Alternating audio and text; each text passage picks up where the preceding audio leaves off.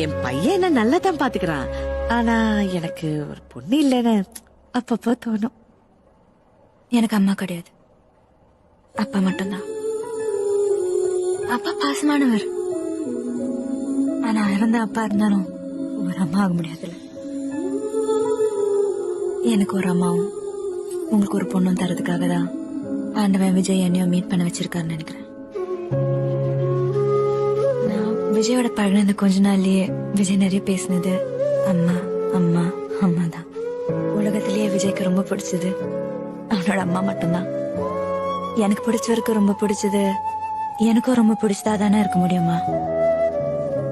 எனக்கு உங்களை அத்தன் கூப்பிடு தோணல.